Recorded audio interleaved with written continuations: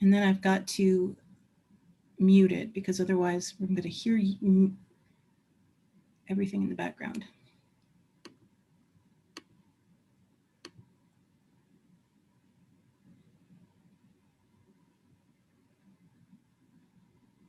Okay.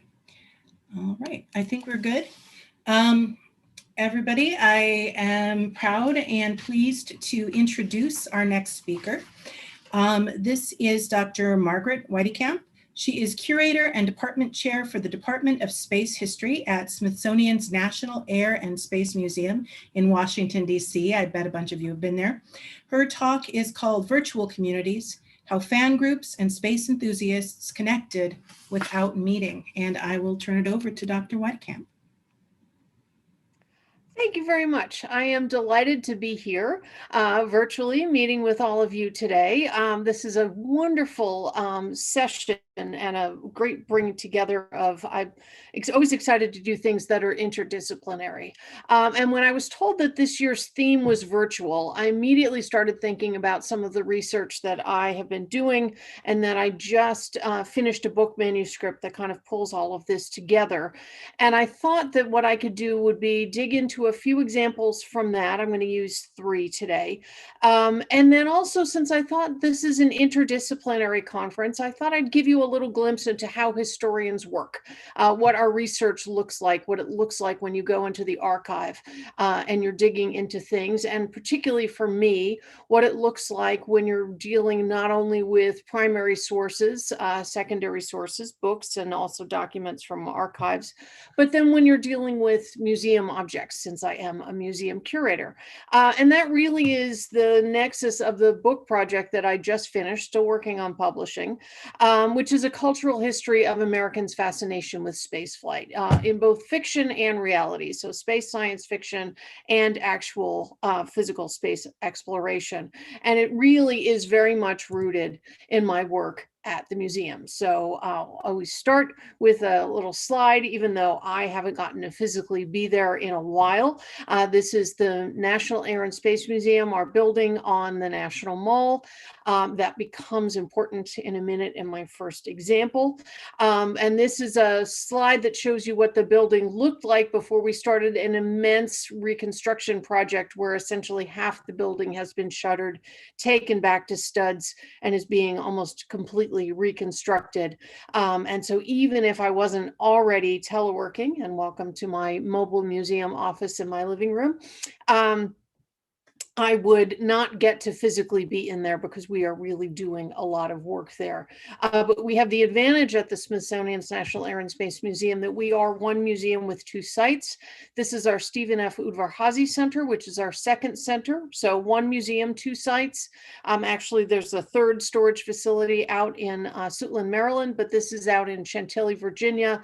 It adjoins Dulles Airport and gives us a place for the really big things, which is not what I work with. My responsibility is really, I'm in charge of, in addition to being department chair, I'm the curator for what we call our social and cultural history of spaceflight collection.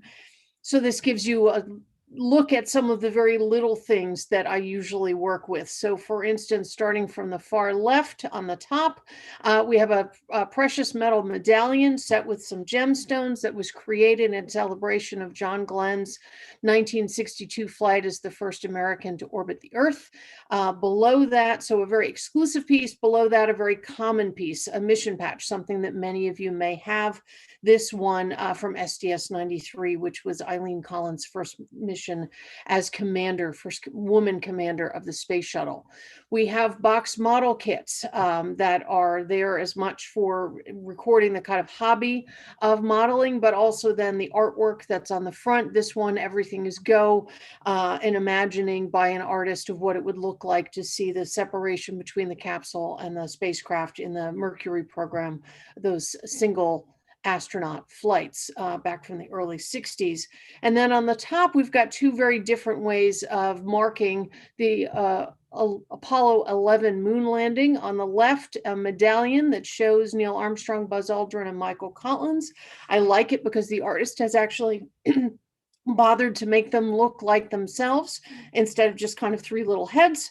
And then on the right-hand side, that is a lady's handbag, leather, in the form of the Apollo Command and Service modules. So those were made and then presented to the wives of the Apollo astronauts. Michael Collins was one of the first directors of the National Air and Space Museum, and his wife, Pat, didn't want hers, so we get the benefit of having it in the collection. And then we have space science fiction objects, which range from Buck Rogers, Flash Gordon, Star Wars, Star Trek, and all of these things I really think are the popular culture of spaceflight in material objects, or really how ordinary people interact with space exploration. So they are these bits of material evidence of the social and cultural context that shaped space efforts. And my biggest thing that I work with is the 11-foot studio model of the Star Trek Starship Enterprise, which provides a transition both in the museum's life and to our topic today. Now, this is the original studio model that was used to film the original television series, which aired on NBC from 1966 to 1969. I have a range of folks here. I won't assume that everyone knows what we're looking at. So Star Trek as a franchise started as a 3-season television series. It then ran in reruns when it went off the air in 1969. There was an animated series that was on from fall of 73 to fall of 74. And then really as a result of the success of the first Star Wars film, A New Hope in 1977, Star Trek the Motion Picture was greenlit, and that came to screens across the country in 1979. Since then, there have been 7, by our current count, more television series, 10 feature films, if we include the Kelvin timeline, which I do, and then a world of fan conventions and merchandise. So, this object. This was acquired by the museum in 1974 in anticipation of opening that building on the National Mall, which opened in 1976 as a bicentennial present to the country. So if you go back to the moment when this came into the collection, this is a moment when the live action show has been off the air since 1969. This is early 1970s. Really, you're only seeing this in reruns kind of perpetually as you're making your dinner. It's on at either 5 o'clock or 7 o'clock on one of the few channels that you get on your small little glowy cathode ray tube television, where you have basically 3 major networks, PBS and perhaps some other public television or local television. So this is in many ways coming to the Air and Space Museum because they're very interested in connecting with science fiction fans by having this kind of current events piece at the museum. But they're also very aware that there are these small kind of disparate fan communities all over the country. And they are in many ways really a virtual community well ahead of what we think of as the apparatus, the computers that we rely on for voice and video to make our virtual community. So what does that look like? And this is one of the pieces that's held in Fred Durant's collection at the Smithsonian Institution archives. When historians go to do research, we dig through files of paper. And this is a flyer for Equicon 73, which was a West Coast Star Trek centered fan convention that was going to be held in 1973. So first of all, there was a long tradition of science fiction fans getting together at conventions, but usually around literary science fiction. This was a chance to meet your authors, to see Asimov, to get to meet Ray Bradbury, to get to meet Theodore Sturgeon, to get to have those people come in because you've been reading their books. Starting in the late 60s, Star Trek fans who overlap with that existing fan community start coming to these conventions. And this is one of the first times you get people who are showing up at conventions because they're interested in the subject through television or film, something other than literary science fiction. And in many ways, and this is well established in the kind of fan studies literature, Star Trek fans start their own tradition. So there had almost always been some sort of a costume parade where you could make a fantastical costume based on a character and then have a parade. Well, Star Trek fans liked their costumes so much that they started essentially what we would now call cosplay, right? Wearing their costume perhaps all through the convention, not just in the parade on whatever day that was scheduled. And then they also started, as we can see through this document, creating their own convention. And what I want to draw your attention to as we look at this typewritten, mimeographed, or reproduced through with a ditto machine, this physical piece, those in-person conventions become an important touchstone, but they're not the only way, I would argue, especially in my talk today, that this virtual community is connecting with each other. You'll see here that they can look forward to the guest of honor as Theodore Sturgeon. They've got committees, they've got departments, you've got directions on how you can get together and join this, what you might be able to expect in terms of program and display. But this really leans into an analog nature of communication. So typewriters, ditto machines, mimeographs, US Postal Service is how most of this stuff gets sent out, and having mailing lists becomes really important for these fan communities. And we see that especially when we start to look at the ways that people were sending out newsletters. And newsletters really were one of the ways that regional or local groups who might not ever gather in person connected with other fans. So these are some of the very early newsletters that were in the collection. The National Air and Space Museum actually put out a call when they were getting the Enterprise to the fan community to say, you know, we're really interested in this fan material, send us your stuff. And then they got so much stuff that they put out a call to the fan community to say, please stop sending us so much stuff. They got more than they ever expected that they would, because Star Trek fans were very proud of what they were doing, but they were also very well connected, very well organized. And for that, I'm going to draw your attention. I hope you can read a little bit of what I've got on the left-hand page, because this is the cover page that came with a 1972 May fan newsletter. And I want to draw your attention to the Star Trek Well Committee, right? Welcome Committee, portmanteau thrown together. And this is really an organization that runs on volunteer labor. And the text, if you can't read it, for 3 years after Star Trek's demise, Star Trek fandom has grown. Individual pockets of fans across the world thought they were the only ones left. With little or no organization, Star Trek fandom remained nebulous and stratified. Now, with the success of the convention in New York and articles in TV Guide, Newsweek, and various newspapers around the country, Star Trek fans are becoming aware of what is going on. But too few realize all that is really available. Over 100 fanzines, the conventions, the various general and specializing clubs and organizations. That's where the Star Trek Well Committee comes in. Star Trek Well Committee is a group of involved fans who devote their time to answering questions. Well Committee is a nonprofit organization acting as a central information center. Whatever your question on Star Trek or Star Trek fandom, chances are we've got the answer or can get it for you. We can also tell you how to help bring Star Trek back. Whatever your involvement in Star Trek, we can help. Write us. So this is a disparate group of folks who are organizing really through newsletters, through occasional phone calls, but it really relied on the mails to try to knit this community together by providing information. And I'll draw your attention on this next page of this. What you really should notice is a few different things. Where we're all have the benefit of being at Grand Valley State this afternoon. This one in particular is Michigan based, right? So this is STAR. This is a group that is dedicated to trying to get Star Trek back on the air.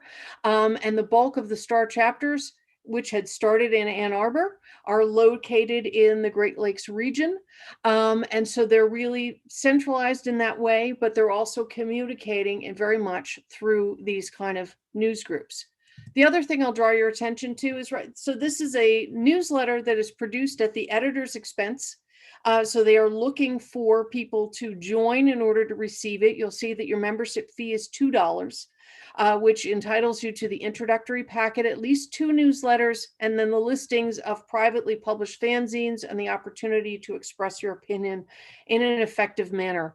And what they're doing is they're really relying on the US Postal Service. So I'm going to draw your attention to, they really need fans to kind of pitch in participating and supporting this network, which means that if you want your guaranteed copies of Starbound, you have to send $2 to the editor's address, and that gets you a year's subscription. They put your name and address on, or the equivalent in stamps. You could send US postage stamps equivalent to $2 in an envelope, which would then basically support the editor in being able to have these kinds of newsletters and put them out. So they relied as much as they could on bulk mailing, but they also relied on people simply helping out, and actually US postage stamps become an easy way to pay these kind of smaller amounts of money, a quarter, 50 cents, $1, $2.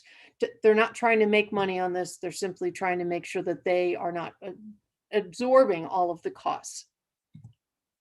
So when we look further into this newsletter, we notice the kinds of information that are being provided. So on the left-hand column here, we have very specific instructions on the letter writing campaign. They're eager to bring Star Trek back to the air.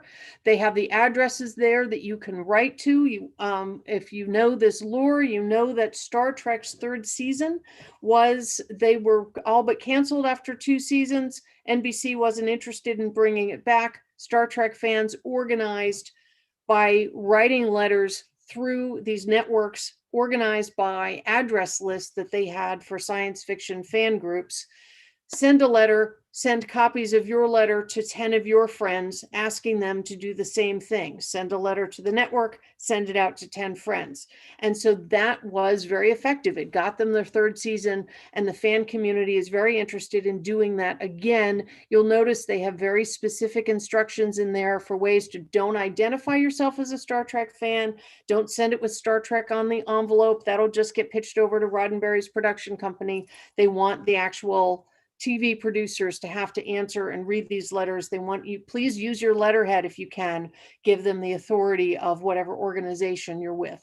So one, they're interested in using these newsletters to continue to organize this letter writing campaign to bring Star Trek back to the airwaves. The other part of this is they're providing addresses. So if you're interested in being a part of the Kalamazoo or the Detroit chapter, or if you're interested in reaching out to people about the publications, here's a list of addresses and some phone numbers but mostly notice there's almost entirely addresses, the expectation that you will sit down and write a letter and send it to the person, and you will correspond with them, and that will be how you'll connect with fans. And then there's also these connections to resources, ways to find other groups, ways to put an ad in for merchandise. There's no eBay, there's no Amazon.com, unless you're at a convention where someone has brought their merchandise to the convention. This is the way that if you wanted to find something that is about your favorite show, you might need to write to someone who would then have a mail order catalog, probably also mimeographed, that they would then send out to you. So this is that kind of virtual network that really is an epistolar, it relies on letters to go back and forth. It relies on these newsletters.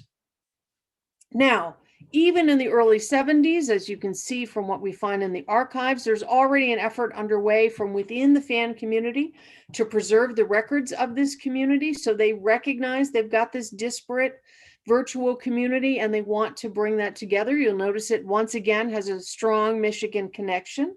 And it is named Memory Alpha after the Federation Archive from a original series episode. So there's also now an online wiki which uses the same name, but as far as I can tell, those two efforts were not connected.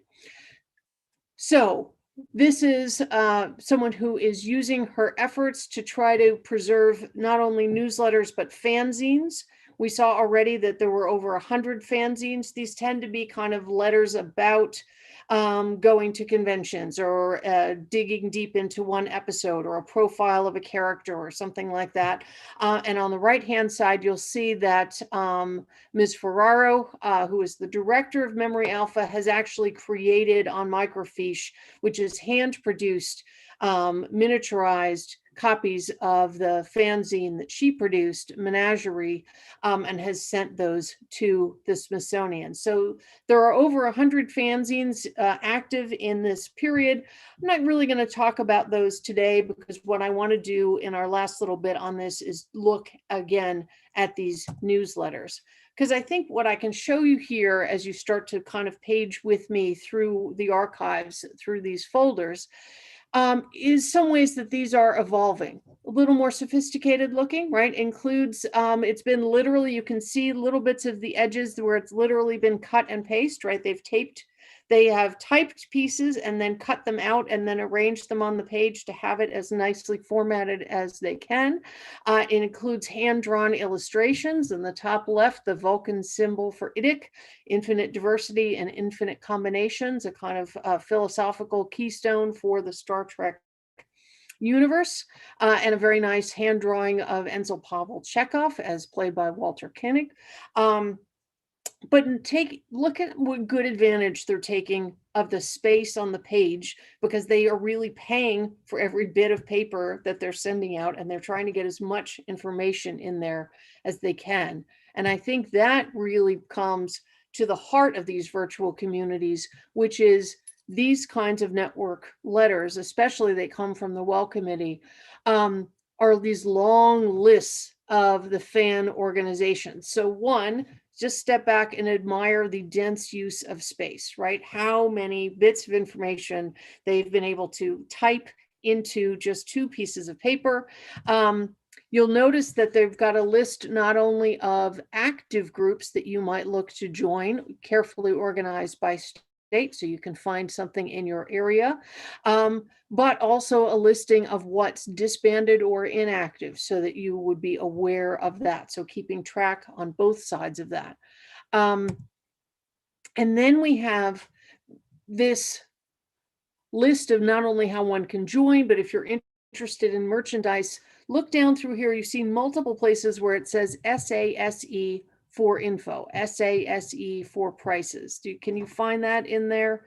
It tends to be at the end of the listings, SASE. That means self-addressed stamped envelope, right? So this is a place where you help out the organizer by you sending them an envelope that has your address on it, correctly done, so they don't have to worry about transposing part of your zip code. And you've put a stamp on it already so that they're going to be able to send you whatever the response is back. So the catalog or the newsletter or whatever they're going to return to you, whatever answer, if you could provide a self-addressed stamped envelope, that's really critical, not just to the expenses of this. It's seen as polite. It's a little rude to ask someone to answer your questions if you don't at least provide a self-addressed stamped envelope so that they can get the answer to you without having to go to the trouble of creating their envelope and putting their own postage on it. So this is certainly not a network that is entirely virtual, but I would argue that there are really important connections that are being made and maintained in these networks that are done entirely through correspondence and with reliance on the US postal system. And that sets some strong precedents in the science fiction fan community that then spill over into other areas. So let me take you quickly through one other example. So you may be familiar with Gerard O'Neill. Gerard O'Neill was a Princeton physics professor who became really famous. He was a great personality. He was on Johnny Carson. So if you watched The Tonight Show back in the day, you would have seen him as a kind of science popularizer, talking about his interest in physics and his interest in science. But where he really became famous was as an advocate for space-based human colonies.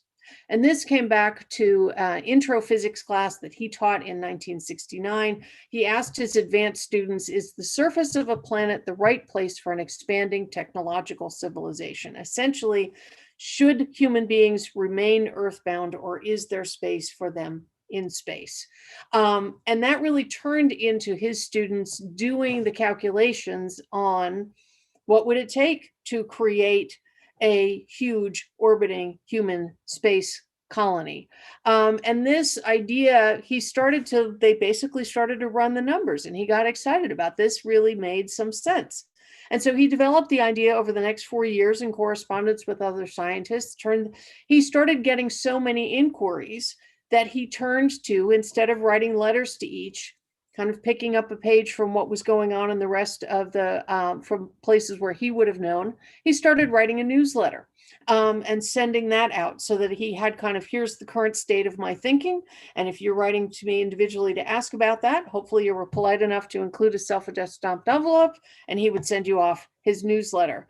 That turns into a kind of path-breaking piece that he publishes in Physics Today in 1974, called Colonies in Space, which then becomes his book, The High Frontier, in 1976. And we've got an artist's image of an imagined colony on the right-hand side here. And when you look at this, you look at the Ames studies that were done in the 1970s, looking at what would it take to take human beings into space. There's a kind of fascinating idea where they're just going to basically grab an American suburb and shove it into space, right? So it includes grazing fields for cattle, it includes schools and libraries and universities, and kind of very human-built houses, very terrestrial-looking houses, all in this large, we're looking into a cutaway of what this could look like.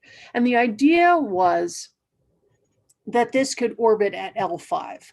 And so this is a simplified diagram of the libration points, points of basically balance in our Earth, Sun, Moon system.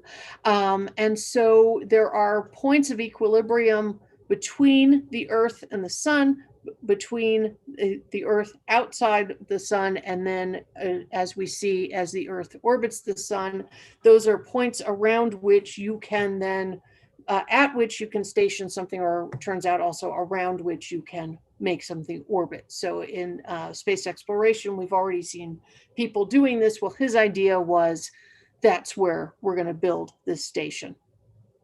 So at the L5 Lagrange point, at that libration point. And there were folks, not necessarily O'Neill, but who got very excited by his publications, by his newsletters. And so Carolyn Manel Hansen and her then husband Keith co-founded what was called the L5 Society in August of 1975. And they take that name, L5 Society, from this point. And they're really thinking about this as a solution. In the 1970s, when they're looking at these big social problems of overpopulation, of dwindling resources, the idea is this very optimistic vision that they're going to be able to get this done. It seems very possible with the pace of change you've seen in spaceflight since the early 60s, with no flights made by anyone successfully before, say, 1958 with Sputnik, 1957 with Sputnik. Look how far we've come. Surely, and then within our lifetimes, we can do something like this. And so the members subscribed to these newsletters that were sent out.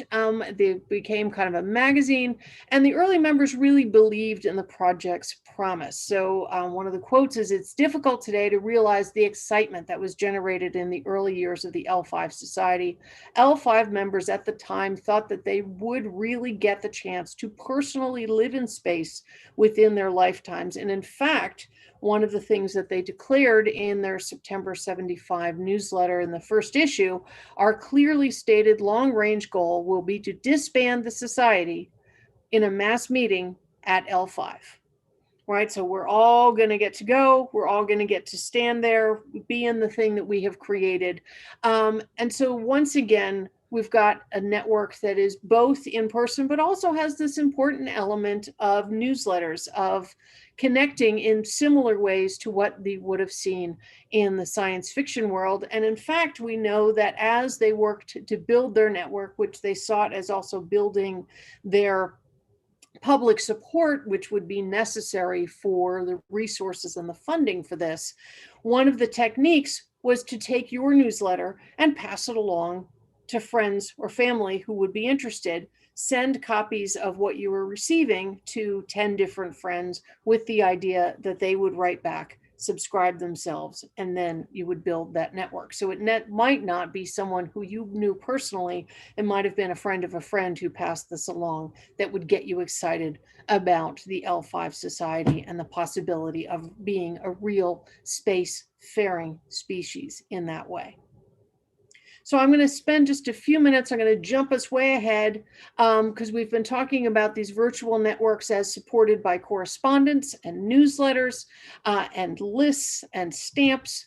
And we're going to jump ahead to the 1990s to a show that you may or may not know, Babylon 5. So this is a show that began with a pilot movie in February of 1993 on Warner Brothers conglomerate Primetime Entertainment Network, PTEN.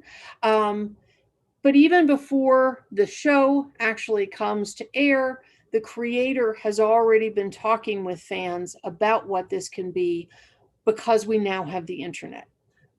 But it's a very different, in some ways, very parallel product. It's very different from what we know now, where we think about the availability of video, of images, of being able to communicate in that way. In some ways, these kind of early internet communications have much more in common with that pattern that was set in the 1970s with putting out news and people being able to consume it text only, except that this time we're using the internet. So J. Michael Straczynski is the creator of Babylon 5, and he was a frequent user of the internet. He was online since about 1984.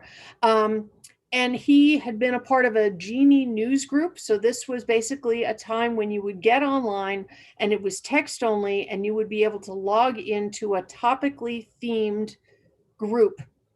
Think kind of Reddit-esque, where you basically would be reading other people's posts and they could reply to things that had already been posted. And so he had been writing about what he wanted to do with Babylon 5, saying that what he was looking forward to doing was to do for television science fiction what Hill Street Blues had done for cop shows. So elevate it in terms of character, in terms of plot, in terms of seriousness, make this something that would be really for adults, not a kind of kiddie science fiction program from the 1950s. And he had in fact envisioned this with already a 5-season arc, complex characters, and what we now are very familiar with as long form storytelling. So not the kind of every episode resetting at the end of the half hour or hour, the way that you had previously had episodic television doing, but the kinds of long character arcs and plot developments that take place over a season or seasons, where characters remember what they learned through an earlier experience.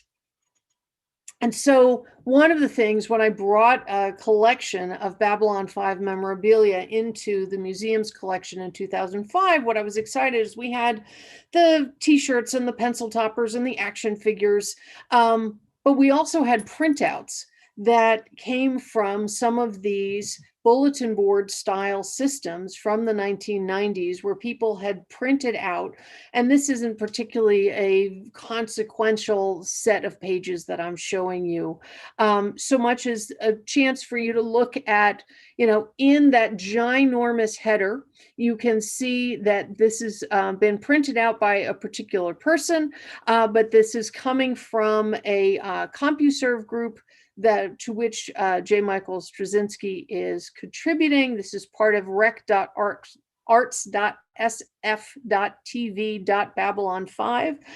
So that kind of old style of naming these kinds of groups.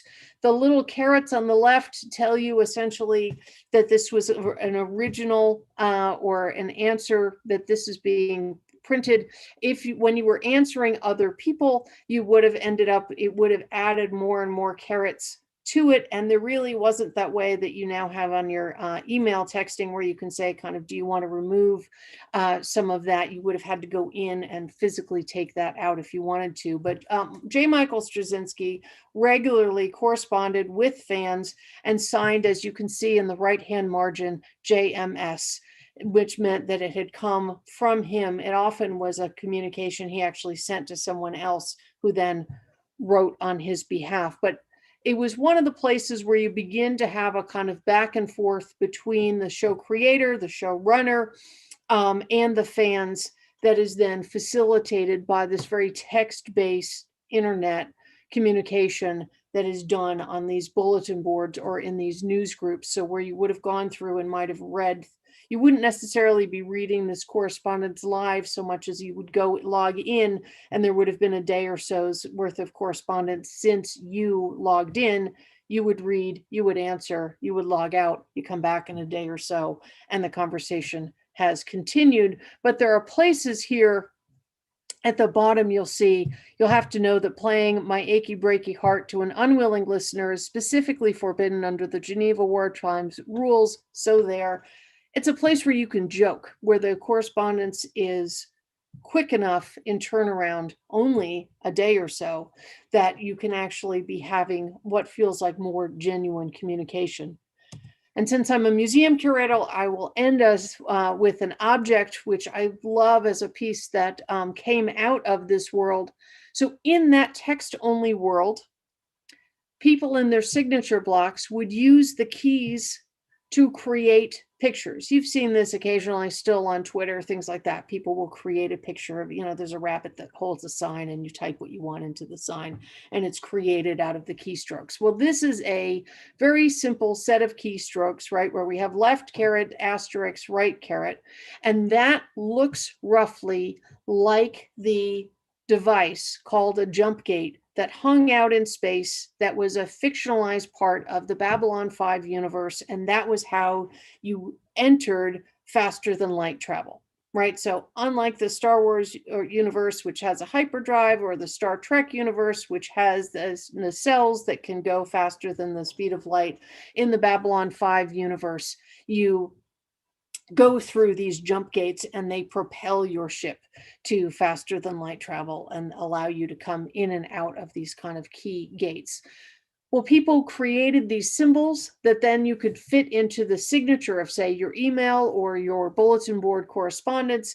And if you saw that in someone else's signature, you might know that they were a fan of the show without them having to identify themselves. So it becomes a little bit of a insider, it's a secret handshake, right? That, this is a way of showing that you're a fan. And then there was a fan, Alana, who was an artist, who started making these brooches, these pins, brass pins, enameled black. They later came with other colors, where she turned that symbol into a wearable thing that you then might wear on your dress or your jacket. And if you saw someone out in the world, they would understand that you were a fellow fan of Babylon 5 and probably connected in this way through bulletin boards and emails to fan groups. So I love the turn of making this thing that is very rooted in this textual virtual network into something physical that might then send a signal when you saw somebody in person. But in many ways, then, the jump gate brooch, which I use in the book as a jumping off point for the chapter about Babylon 5 and also Deep Space Nine, is a way of kind of capturing the spirit of the computer news groups, of these communities that are online, and where you might be then finding fellow fans of a show that you like through your internet usage, and being able to connect with them and then wanting to turn that into some physical piece of memorabilia. So I love that we get to have this in the collection, because I think that it speaks to these connections that people want to make around the fiction that they enjoy, and the ways that even when people are not able to gather in person, we can now do this through the magic of Zoom. But a generation ago, people were meeting each other on news groups, and a generation before that, it would have come to your mailbox in a newsletter, and you might never meet that person in person, but you would nonetheless feel very connected to them in a virtual community. So thank you. All right, that was terrific. We definitely have time for questions. I Okay. have at least one in the chat that I can ask you, and if anybody else would like to, you can raise your hand or type in the chat. The one that I got is actually from a speaker who's going to be speaking tomorrow, Bob. And he says, as I recall, it was on one of these BBSs that someone suggested a plot idea that JMS had already planned, and this delayed the episode an entire season while they dealt with the legalese of the mess. I wondered if Yes, you and heard of that. that was one of his ground rules. It's still one of his ground rules if you connect with him on Twitter. And he's still very active on social media.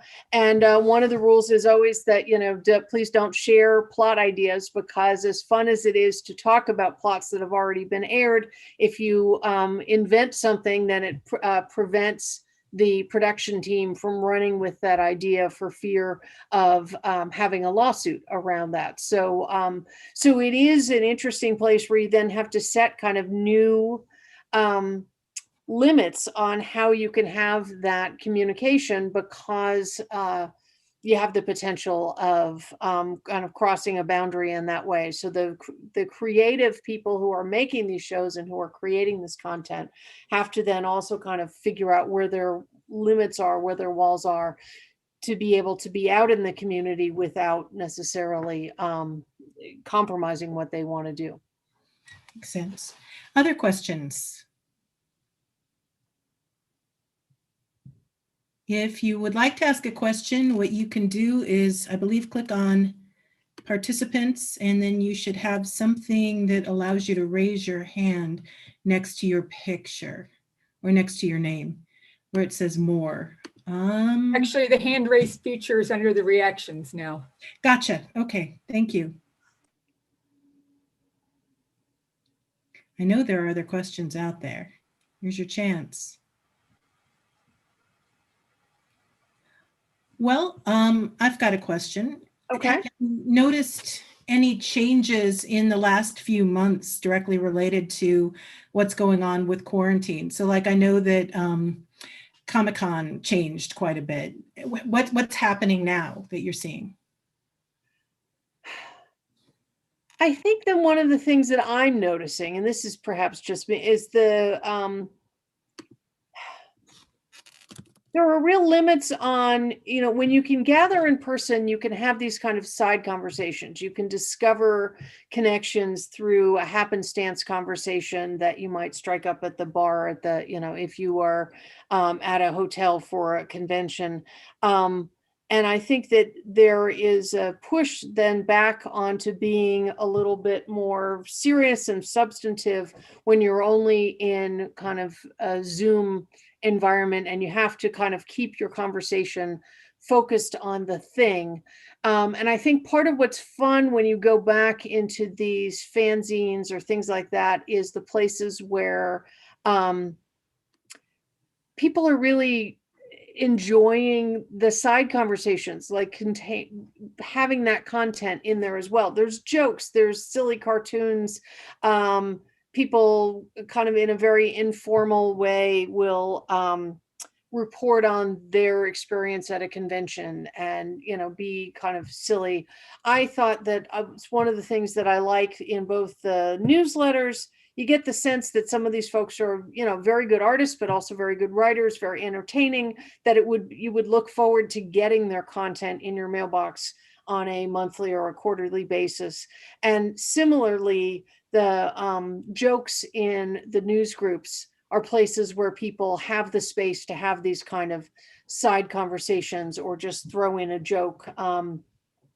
There was a moment where Straczynski mentioned something flippantly about actors driving him crazy and needing a chainsaw, and then something else comes up and somebody says something about needing a chainsaw, and like 3 pages later there's somebody who's like, dude, like, what's with the chainsaws? Like, why are we, this has taken a turn.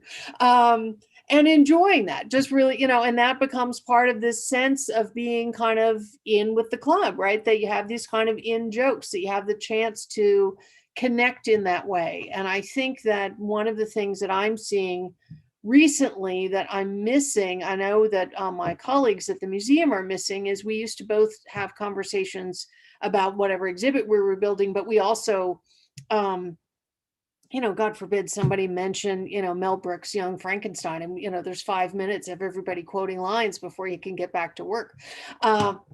So, we're missing some of that where you can just kind of connect on movies that you've seen or TV that you've watched or, music that you like or things like that.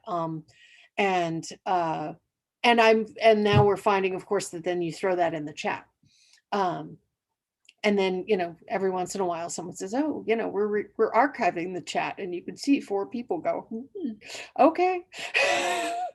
Didn't intend for all of that to go in the official record. But it does. So I think it's, we're becoming more aware, I feel like, of late, when you can't be in the room with people where you're writing, you're texting at people. There's this combination again of the personal, straightforward, in-person connection and the connection through text, through being able to write, through being able to express not only the substance, but your personality through your writing. Okay. I do have a question from Samita, so I'm going to ask her to unmute, and a couple more in the chat. That I'm getting some comments in the chat. I'm looking for questions, but I think there are a few now. Go ahead. Yeah. Hi, Margaret. That was wonderful. I actually had a question about, has it ever happened where something in these communities has affected how a story was developed for the show, or, and later versions of the show, something where they hearken back to something that started in a virtual community? Ooh, there are a couple of allusions in the kind of Star Trek universe to the fan community and to the ways that, people have, to some stuff that people have been excited about. There's very good writing about slash fiction, about ways that people have reimagined the characters in relationship to each other, often also pairing heterosexual male leads in a romantic relationship with each other in a way that then kind of reshapes what the dynamics are with the group, creating a little more space for the female characters to act rather than react or be acted on. And so that's a place where I know there's a line or two where the Spock and Kirk speak to each other in the films in ways that people felt like was a little bit of a callback to some of that fan literature, to some of that fan fiction, and the literature around that. So that is certainly a place where you have seen that relationship. And it's a place where I would say not only the creative people who are writing and producing, but the kind of the suits who are putting the money behind this have become very aware in recent years of how important something like Comic-Con is, how important some of these in-person gatherings are.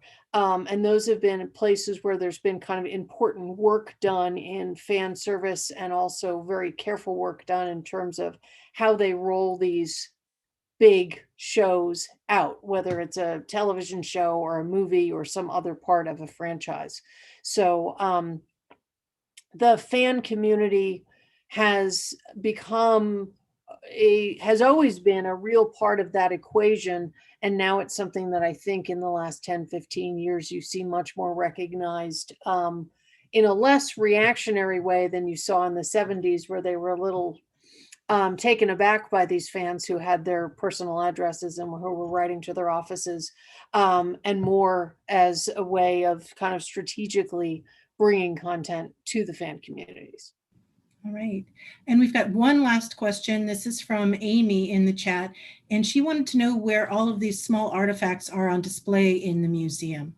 So we've got a combination of things. They are throughout the museum. So we have a new exhibit called Destination Moon that's going to look at the early human spaceflight program up through the Apollo lunar landings and then into current lunar science. And so we have a lot of these kinds of pieces in the social cultural collection are in there.